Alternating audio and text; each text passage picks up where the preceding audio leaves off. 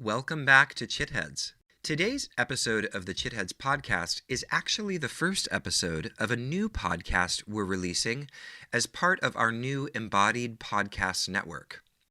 This new podcast is the Tarka Journal Podcast. This new podcast is, as the name suggests, devoted to topics and themes that we're exploring in the Tarka Journal, as well as other behind-the-scenes conversations with staff and faculty of embodied philosophy about contemplative studies topics. As some of you know, Embodied Philosophy publishes a quarterly journal called Tarka in print and digital, and Stephanie Corigliano, the editor-in-chief of Tarka, and I wanted a space where we could have conversations about the topics we're exploring in the journal and to encourage a conversation around the issues of Tarka. In this first episode of that podcast, we talk about the inspiration behind Tarka and how it got started and where it's headed. We talked about the concept of the scholar practitioner, the meaning of Tarka, and a little bit about what our relationship is to ancient texts. If you decide to subscribe to the Tarka Journal podcast, which you can do now, then in future episodes we'll be joined by colleagues, fellow faculty and staff of embodied philosophy, and we'll be discussing ideas and themes in particular articles that we publish in Tarka. We'll also explore some of the current debates, issues, and perspectives in the fields of contemplative studies, Dharma studies, and religious studies as they relate to the experience of the scholar practitioner. Stephanie and I are really looking forward to this new project as it allows us to share a bit of the behind the scenes of Tarka and embodied philosophy more generally. So I hope you enjoy this glimpse into this new podcast project, the Tarka Journal Podcast, and I hope you'll decide to subscribe to the podcast as well, which you can find on all the usual suspects, Apple, Stitcher, Spotify, Google, and beyond.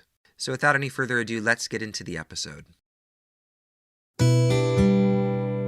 I don't necessarily think of our platform as a platform for religions. It's a platform for Eastern philosophies, which then you and I have had conversations about how that term is problematic because it sort of comes from an Orientalist historical experience. We're using contemplative studies as opposed to religious studies because I think a lot of our audience don't necessarily think of themselves as practicing religion when they're practicing yoga or practicing meditation. I think it really importantly points to one of the things that we're doing with embodied philosophy at large, introducing and trying to support new pedagogical opportunities, new forms for how people learn that move beyond the university, that it's not just when you decide to go back to graduate school that you can engage in really deep conversations about philosophical material. There's something really nice about being able to read a good but not too long article on a topic and then have a robust conversation about it.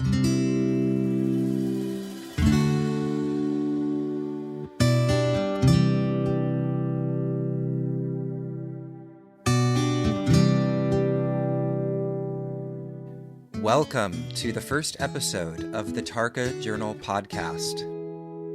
In this podcast, Stephanie Corigliano, editor-in-chief of the Tarka Journal, and myself, Jacob Kyle, will be having conversations with each other and other faculty and friends of embodied philosophy about topics and issues from the worlds of yoga philosophy, contemplative studies, and religious and Dharma studies. Many of our conversations are inspired by themes we're exploring in the Tarka Journal as they relate to the experience of the scholar practitioner. Today, in our very first episode, Stephanie and I talk about the why behind Tarka, what the intentions of the project are, and also speak a little bit about the history of working together and how much this project means to us.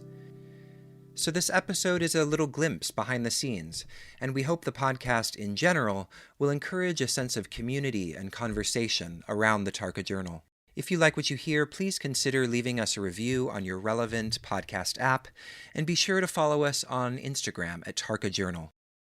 So without any further ado, here is the first episode of the Tarka Journal Podcast.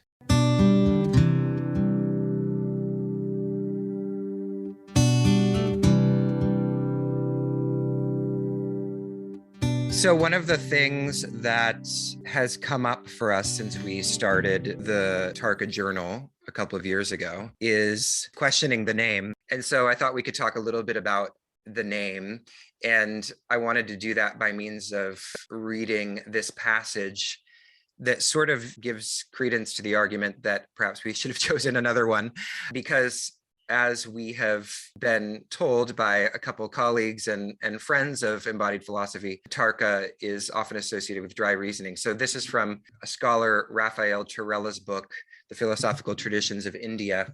And he writes, this concern that autonomous reasoning may end by triggering a delirium of omnipotence or merely debase itself in the self-satisfaction of a technique aimed especially at wearing down opposing ideas, and then in parentheses, this is a frequent meaning of Tarka, is also common to currents foreign to Vedic revelation, such as Buddhism or Jainism.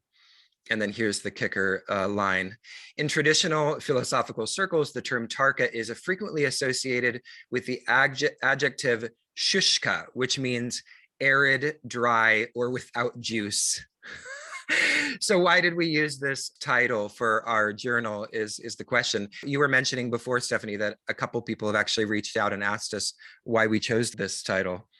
Early on, when we were working on the issue on the scholar practitioner, I'd reached out to Frank Clooney, and he responded positively and agreed to give us an article, and also asked a question about why we would use this term Tarka for the name of our journal, because he normally thought of it as something like dry reasoning, which is probably not the most exciting idea. But I think we invited, in part in response to that and a few other questions, we'd invited Kavita, one of our faculty here at Embodied Philosophy, to help compose a script for an animation that we now have on the Tarka homepage to give a little bit more color to the term. She develops that a little bit and refers to this idea of dry reasoning, but elevates that with this concept of Sat Tarka. Sat Tarka, in a lot of the philosophical texts, is, I guess, what we're meaning or intending with the term Tarka. But Sat Tarka, means sort of the discernment or the logic or the reasoning of truth, and Sat here being associated with kind of the truth of the self,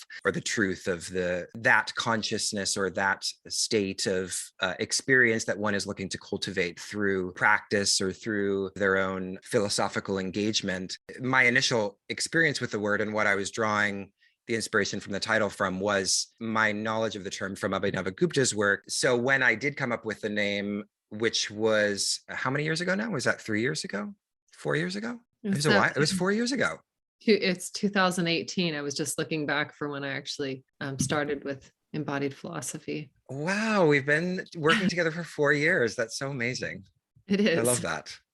Yeah. I mean, back then that was really my only kind of familiarity with the term. And in his work, he posits Tarka as the highest limb of yoga. And by that, of course, he doesn't mean dry reasoning. He doesn't mean sort of a cold clinical logic that purges the body of emotion or something like we would maybe associate with Western reason and its tendency to exclude the affective or the embodied part of experience. But because Abhinavagupta is referring to a state or an experience of yoga that is in some sense mystical and transcends the body and the mind, it can't really be a cold, merely rational state. It has to be sort of a state of what recently in a talk I heard Alexis Sanderson refer to as intellectual bhakti, which I think is much more the way that I read the term and the way that I experience the term, even though that is obviously a partial, in terms of, the history of the term, a biased perspective because it's the perspective of one particular thinker. But I think that's a little bit what we're on about, right, with Tarka, is that the spirit of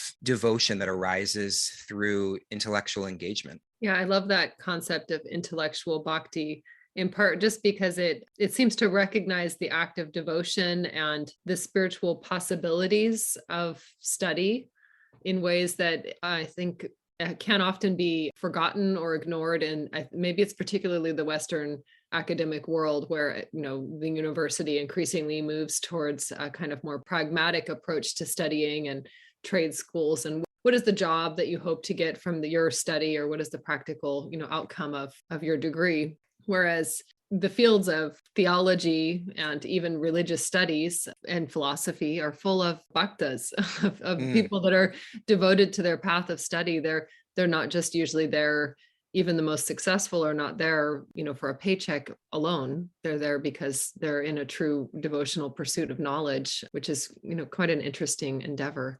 When you put it in that context, it's sort of hard to imagine anyone being successful at any pursuit in life without bhakti, without devotion. My teacher, Paul, often points out that this is one of the sort of misnomers, is that, on the one side you have Vaishnava bhakti, and then that's Tantra over there, but really bhakti, it penetrates really everything, if you want to kind of take it and with a more kind of expanded concept of being that sort of wellspring of devotion that is required to engage with anything. For a lot of people, there's a real separation between what we think of as a spiritual practice and, something like studying.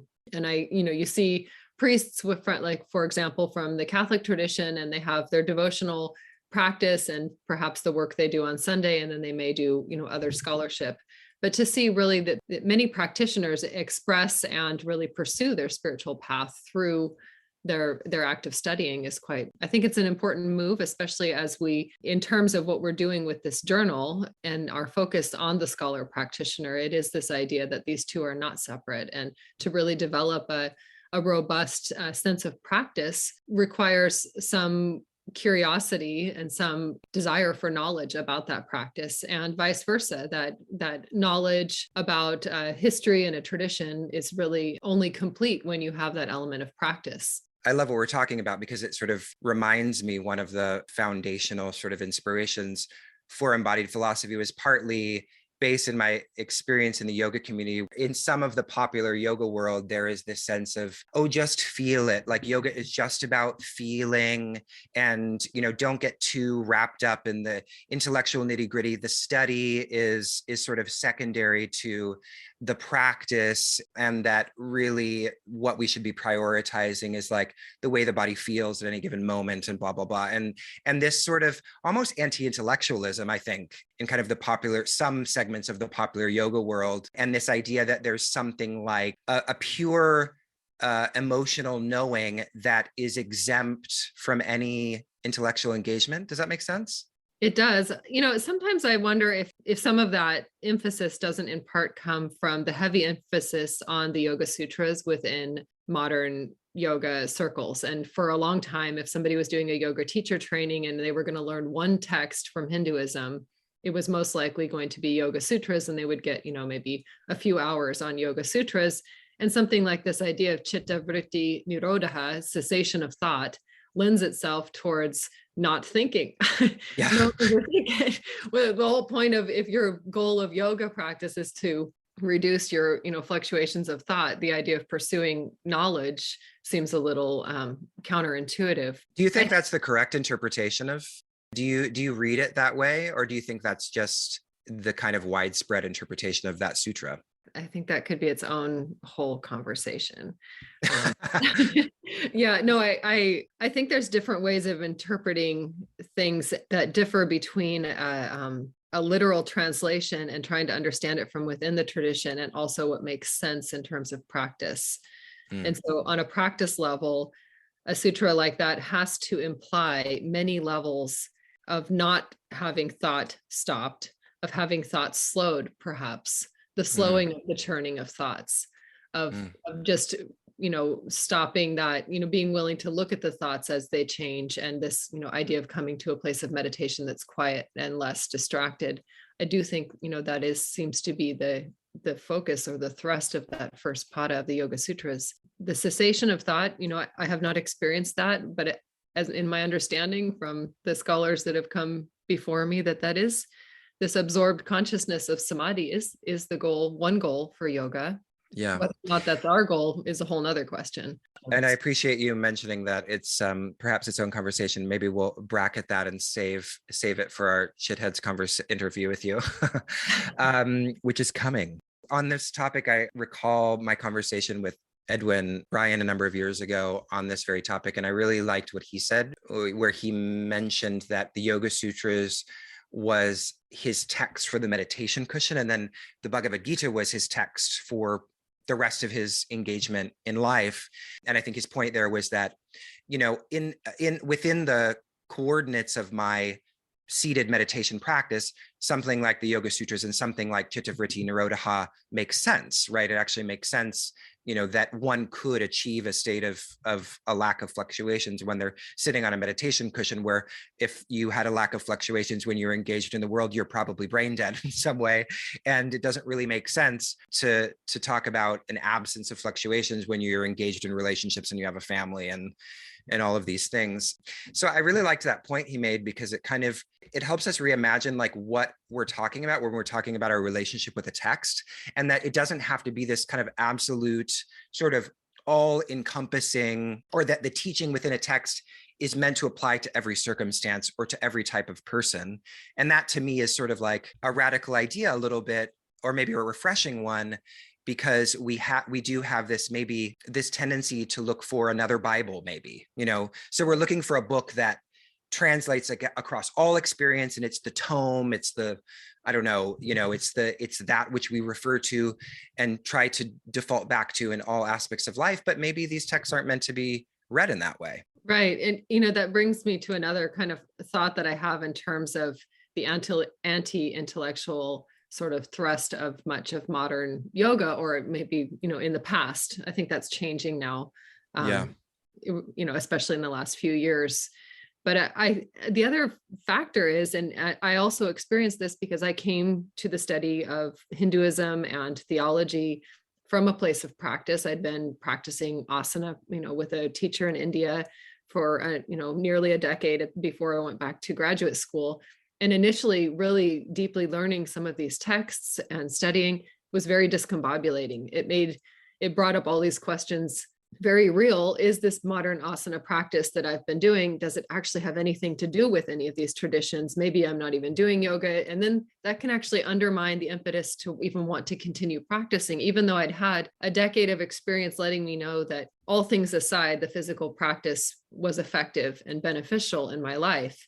Learning this kind of philosophy and study that was so confusing and overwhelming and didn't directly relate and didn't directly support sometimes what I'd been doing, that was very disarming. And I think it can be an overwhelming task for a lot of students. I think we're in a new place, and we're seeing a kind of a new horizon in the scope of learning yoga philosophy now. And part of that's just the work that's been done over the last 10 years. All of these emerging scholars that have come up and are looking carefully at historical texts, but also looking at modern circumstances and what is actually, what is modern yoga? How does it relate to these historical texts, and finding new expressions and new ways to engage. So I think we're actually in an exciting time for that. It's worth acknowledging the fact that delving into that history is disarming, and it's something of its own spiritual practice. And that's, you've mentioned the study of yoga philosophy, and even that in of itself is a bit of a misnomer.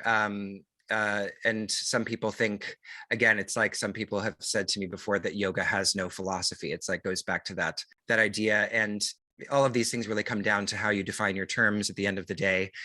Shameless plug, we're exploring that in our year-long certificate program, Embodied Philosophy, which Stephanie and I happen to co-direct together. So if anybody's interested in having these conversations more extensively for a whole year, that's available to you.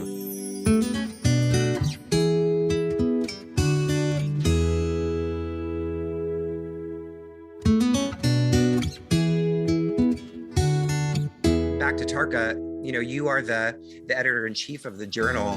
What are the intentions? Like, what is the goal and vision that you see Tarka as trying to push forward? That's a big question. It's a good one. I think the vision and the goal, the purpose of this journal really is that lifting up of the scholar practitioner. And I think that comes out of a whole history, which is explored in that scholar practitioner issue in part, but there's so much more that can be written and said on it. My background is in theology, so I did my master's degree in Catholic theology, and then went on to Boston College, which is a Jesuit university, and did a comparative theology degree. But one of the premises of theology is faith-seeking understanding from a Catholic perspective, that a person has faith in in their tradition, and they go and they turn to study to support that faith. And they write their scholarship, sometimes very often with their audience of believers or the faithful in mind, so that their scholarship has a purpose to lift up that community.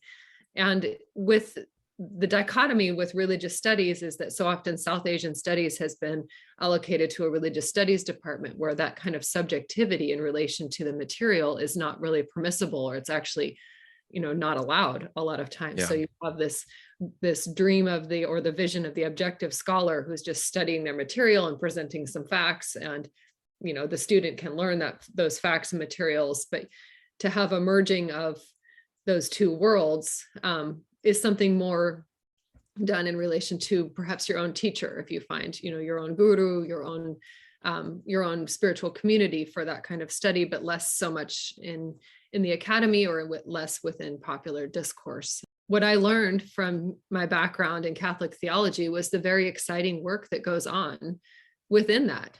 This idea that, for me, what was very inspiring in doing my master's in Catholic theology was this idea of liberation theology and the engagement of contemporary faith communities with issues of social justice, so that you have, this very, a lot of times very cutting edge engagement with faith, historical texts and traditions, and the current, the questions that are most burning for our current era, whatever is coming up. And so we've been able to do that with Tarka, where our most recent issue was on queer dharma, identifying issues that are relevant to, queer people, and talking about them in relation to tradition, and to modern community. And I think we've been able to we have an issue on ecology, so that similar, lifting up these current pressing issues in relation to both texts and community. What you pointed to about the way in which kind of the modern academy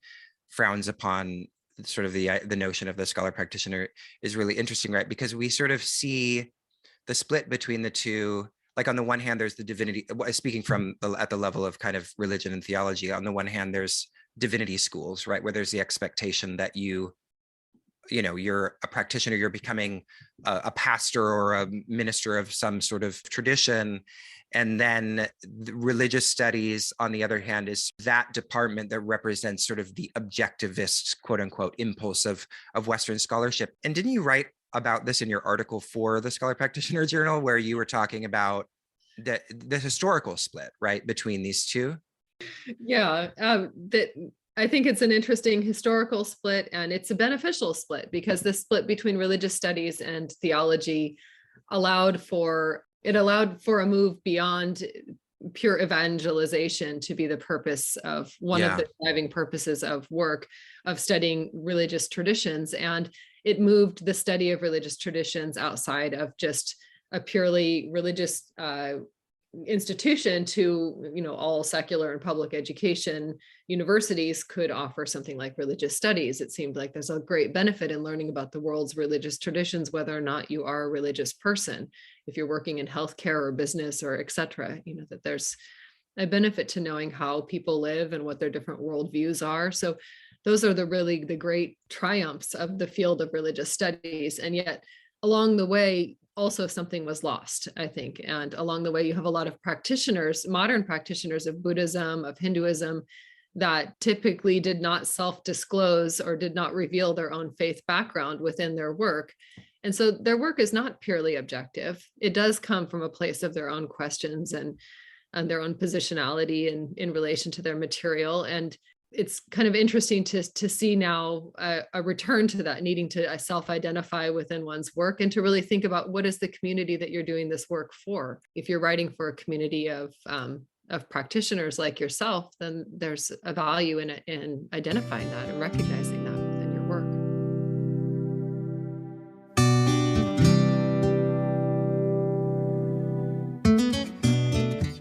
One of the things that I think what makes us complementary to each other as colleagues is that you're really not afraid to talk about religion and to use that term. And I think from working with you, I've actually become more relaxed in letting that word back into my vocabulary, because I know for me, I don't think of embodied philosophy, even still now, I don't necessarily think of our platform as a platform for religions. I initially started out with it's a platform for Eastern philosophies, which then, you and I have had conversations about how that term is problematic because it sort of comes from an Orientalist historical experience. And now it's sort of just, if it's used, it's really kind of a term of convenience almost because people know what that means. It's like one of those double-edged swords where, or maybe double-edged sword is the wrong word for it, but on the one hand, Eastern philosophy is a term people are familiar with, so it draws them in. Whereas, for example, what we're tending to use now, something like contemplative traditions or contemplative studies is a term we use a lot, Dharma studies, that doesn't have as much draw because I think it's a little more ambiguous, right? But we're using contemplative studies as opposed to religious studies because I think a lot of our audience, right, don't necessarily think of themselves as practicing religion when they're practicing yoga or practicing meditation. And because a lot of them have come to contemplative paths sometimes, and maybe I'm just speaking for myself, come from, religious associated trauma that makes, us uncomfortable with the kind of rigid ideas that we associate with that term religion. I kind of wanted to bring that up because, when we have conversations, you often use this term religion. I sometimes go back to kind of contemplative traditions, but really, I think one thing that we are trying to encourage with our more popular offerings is to maybe reimagine what religion is and also feature or platform individuals, scholars, teachers who are illustrating more different expressions of kind of religion that don't default to those more fundamentalist or rigid ideas that we're afraid of, that some of us are afraid of. Sometimes I like the use of religion when I'm speaking, with kind of a more spiritual but not religious community, just because it can be a bit provocative in that context. So you like being provocative. It gets people's attention in the right audience. It can, in the right context. But I think I know I also use it because in some ways it's a nod towards that desire to connect to more ancient or authentic sources of traditions and lived communities. And that's, of course, for me, one of maybe my fears or my issues of trepidation around the spiritual but not religious community, of which I'm, certainly a part in some way, with this many years within yoga studies and yoga practice. But I am always a little bit wary of this kind of salad bar experience of spiritual practice, this taking a little bit of yoga practice from here, a little meditation from there, some crystal therapy work there, some aromatherapy on top of that, and mixing it all together. And that's, it could be a very beautiful spiritual path. And yet what I would like to see is some connection to where is this coming from? And it's almost like the training that you learn in graduate school to cite your sources, to have a good, index or adding footnotes in and crediting where did you get your ideas from.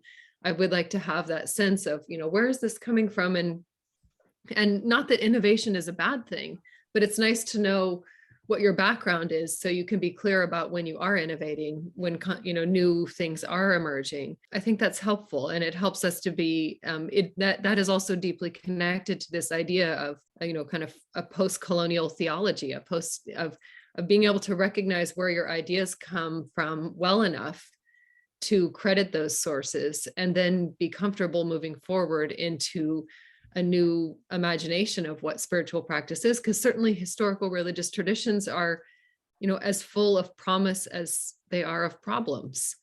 Yeah. So it's not trying to, glorify the history of religious traditions, but also wanting to recognize that they are home to a lot of our, mystical traditions that inspire the spiritual but not religious community today. What you're saying kind of loops us back to our topic at hand, which is our journal Tarka, that we're talking about sort of the origins of today and the inspiration behind. And it illustrates what an ambitious project it is, really, because on the one hand, we are really trying to encourage a robust and rigorous understanding of the history and the philosophy of these traditions.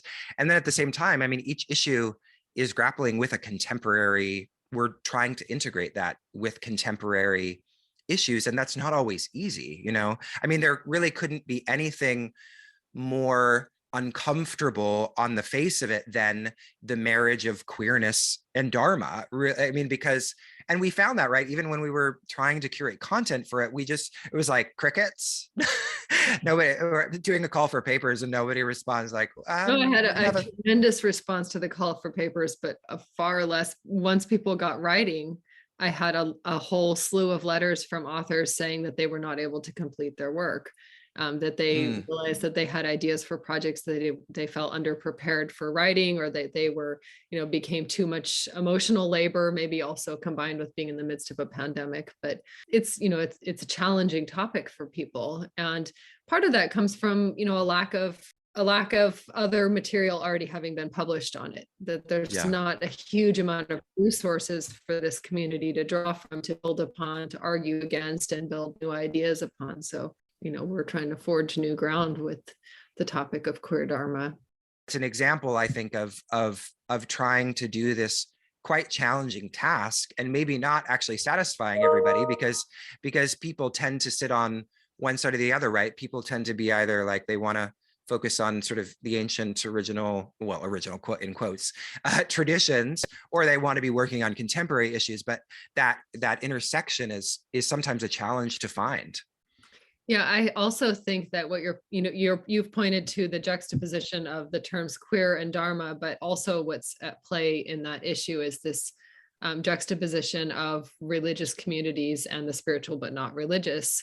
And that came to life where you had practitioners that were very invested in, years of practice of meditation, but had never really formally considered themselves Buddhist, or, similarly with a yoga practice. But so they're writing about their experience, which is very important, or, worthy of considering in relation to contemporary communities, and how yoga or meditation relates to their own, experience of being queer in perhaps an American context, and then making another step within the issue to relate that to the historical traditions of Dharma, of Buddhism and Hinduism, Jainism.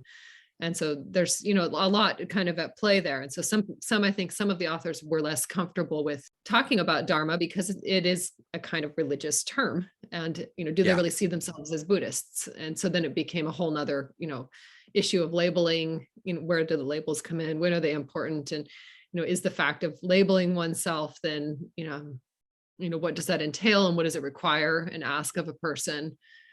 So it's its own sort of area of discomfort that is very relevant to the queer community, but also relevant, within the other issues of Tarka that we have. I think there is also a desire, like we've said about queer dharma, we're trying to push the conversation forward and be innovative, not just for the sake of being innovative, but for the sake of forging new territory that could then, as a result of the conversations we're having, perhaps, I don't know, be transformative for people in various ways, in the way that they relate to their study and practice as well.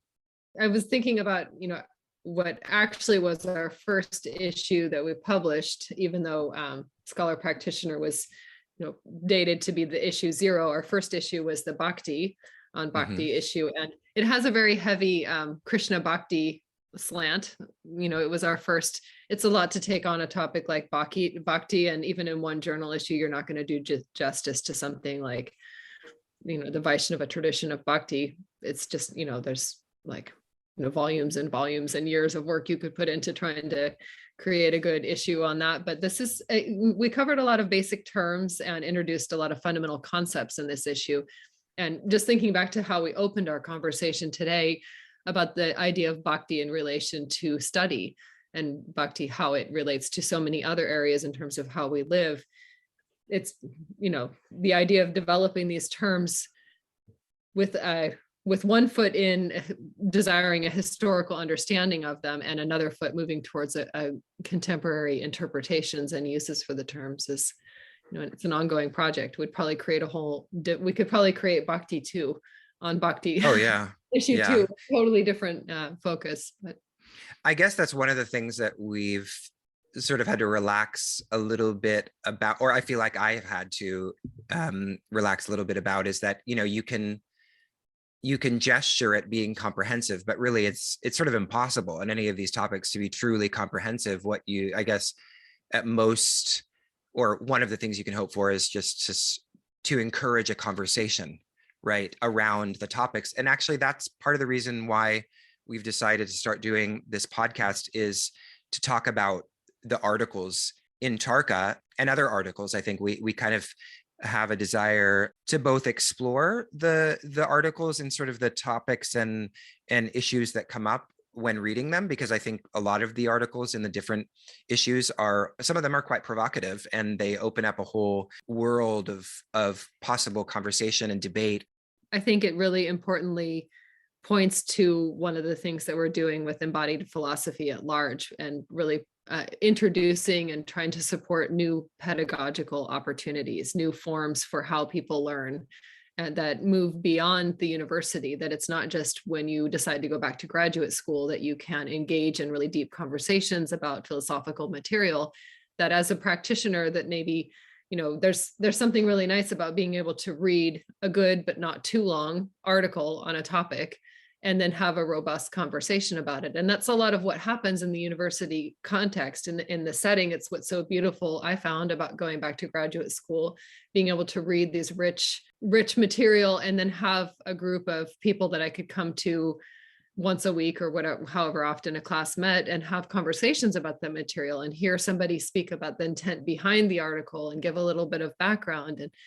And so I think that's really beautiful. It's something that we can do by offering something like the Tarka journal. At times there's complimentary courses, but then there's, the idea of having a conversation to unpack an issue and maybe hear from the author or hear from other people who've read the article.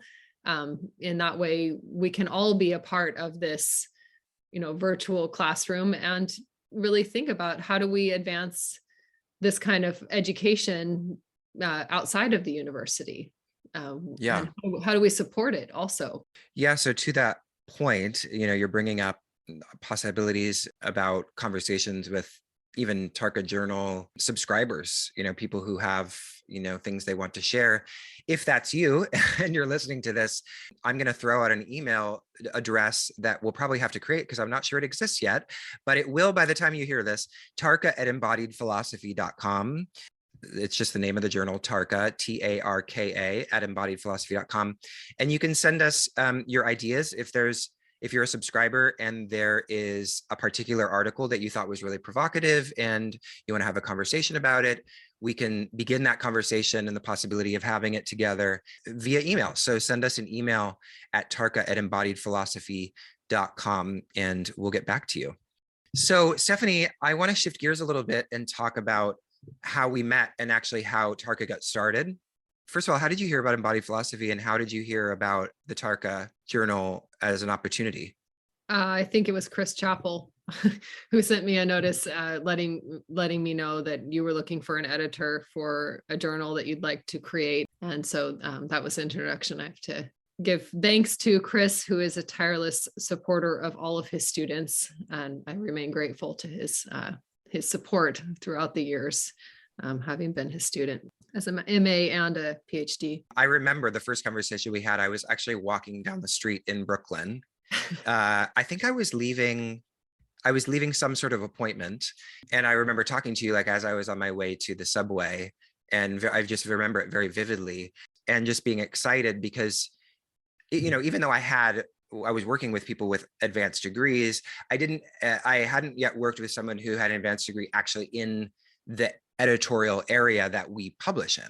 And so it was sort of like the first opportunity I had to really work with like a colleague in the area that I was interested in. And so that was very exciting for me.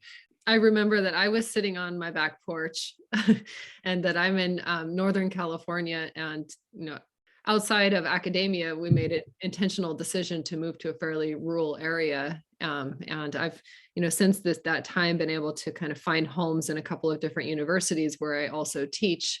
But this was such a wonderful opportunity for me to feel like I could really continue. When I first moved to this area, I wasn't sure what I would be doing for work, if I would just switch gears open a coffee shop. What Be would a happen? beekeeper. Be a beekeeper. Yeah. Yeah. I think I'd go I might bankrupt doing that, but, but, For those listening, Stephanie actually, it does keep bees. That's why I mentioned it. She actually has you have bees on your property, right? yeah, this year we had it's not a huge operation. We had about 5 hives going this year. So, How often do you get stung? Not too often. My first honey harvest, I entered the hives and found out moments later that I had a huge cut in the front of I was wearing this mask, and I thought this sound is so loud. I realized it was because the bees were all around my ears and my face. They were inside? So I got stung in my face. I looked like I'd been beat up. I'd got several stings all over, but Was that kind of scary? it was very kind of scary. Yeah. Yeah. I went running through our field. The bees. Screaming. Most beekeepers have some story of trying to escape the bees once you've made them mad. But this year I did several capturing loose swarms, and they're very docile. So I had these magical experiences of holding bees on my hands that don't sting because they don't have a home yet. So they're very docile when they're dehomed. Oh, that's sad. I'm very docile when I'm dehomed as well. So you were on your back porch and we had this conversation. It obviously went well because you started working with us and you've been here since then, through good times and bad. But when we started the journal, it was actually all online, right? Do you want to talk a little bit about what it initially looked like? Yeah, so back to that initial conversation, it sounded such an exciting opportunity, and it was also it was such a big idea with no foundation except for the platform of Embodied Philosophy, which was running amazing courses at the time and had a great podcast going. But it was kind of like, start this journal up. I was thinking the title could be Tarka, and so it was really from ground up, what are we going to do and how will we make this journal? So my initial idea or work with it was creating a monthly publication of about 10 to 12 articles on a particular theme. And we had usually, anywhere from 2 to 4 original articles in each of those monthly editions. And then I also actively sourced academic articles that maybe I felt hadn't received full attention that they deserved. A lot of academics put huge amounts of work into articles that don't get a lot of readership because they're published in, gated, platforms or journals that only have a certain limited scope. So I did quite a bit of legwork, just reaching out to authors and finding out who had permissions for their articles that we could reprint. And so for, I don't know if it was about 1.5 or 2 years, we ran monthly issues of Tarka online, and it was free at that time as a free publication, just putting together thematic issues, anywhere from, we had issues on pluralism and gosh, you're forgetting all of them. We had Yoga Sutras. We had Yoga Sutras. We had Bhagavad Gita. I think we did one on prana and pranayama. We had a social justice one. Did one on the divine feminine. I think that one was one of my favorites. In fact, I think we're gonna, at some point soon, we got to do basically a divine feminine print issue. And for those listening, you can still find all the articles that were initially a part of the online version of Tarka. They've now been sort of, essentially disseminated on our new platform. Well, it's not new anymore. It's been around for a year now, but a year ago we launched a new website, and but by that time we'd already launched the print journal of Tarka, and so the online journal of Tarka kind of had to perish in a way, because otherwise it would have caused confusion. But the articles are still all there and on our website. If you have some time and you want to run to our website and dig around a bit, all of those past articles are still around, and they're quite great. And it was really quite a feat that I remember, we were at a monthly turnaround, and even though you were curating mostly republished content, still that was quite a task. And there were months where it was a bit of a challenge, right, to to get things turned around in under a month. Yeah, no, it was a great experience of also networking though, and finding people that were also very grateful, I think, to feel like their work was coming to, fresh light. And so that was, a very gratifying part of that work. And creating partnerships between people that were hoping to promote a book that they had coming up, or hoping to promote teachings that they were doing some other place. So we did a lot of, kind of creating that. And still some of those partnerships endure with the current version of Tarka, where we have authors that regularly contribute because they were part of that, early version.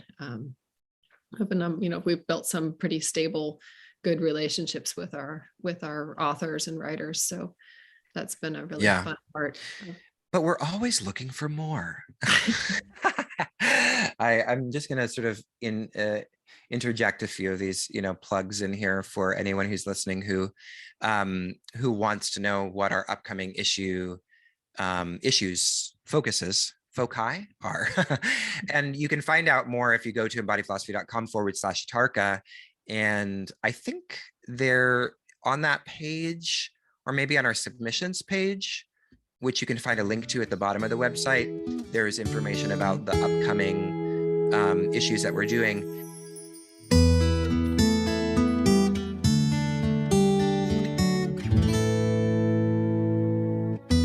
I wanted to mention briefly before we end our conversation today, the upcoming issues that and I know there's a little bit of work we actually have to do there, but we have an issue coming up actually that's going to be released relatively soon. It's in sort of its final stages on the spiritual citizenship.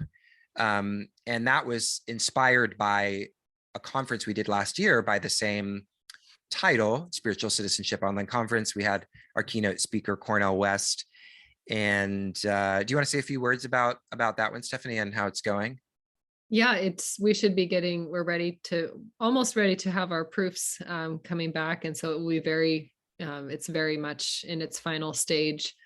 And this is really an issue that I think is like Scholar Practitioner. I think it lays some of the foundation for what we're hoping to do in larger terms for the issue, or for the Journal of Tarka, just because it's engaging in so many different areas. The conference itself looked at 5 categories of race, queer dharma or queer identity, ecology, and kind of the concept of spiritual activism, and then I think spiritual citizenship, just as that was one of the days, and cultural appropriation and kind of post. Oh yes Technologies. And so we have articles from all of these areas within the issue, and all of these are categories that could have and some do already have their own issues of Tarka, but it's also, lenses through which we'd like to address these more specific topics. So when we go on to after spiritual citizenship, the next issue we have coming up is Tantra. And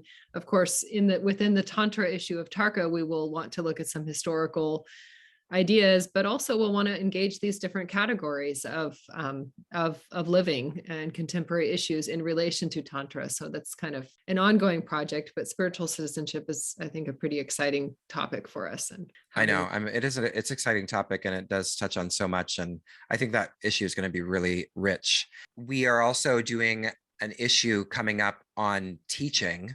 I'm really excited about that issue because we also want to connect it with another conference as well, and have people come and talk about, what does contemplative pedagogy look like? And I'm sure many people have different approaches to that, but it really, I think, connects to a large portion of our audience, because it's going to connect with, scholars who teach in the context of the academy.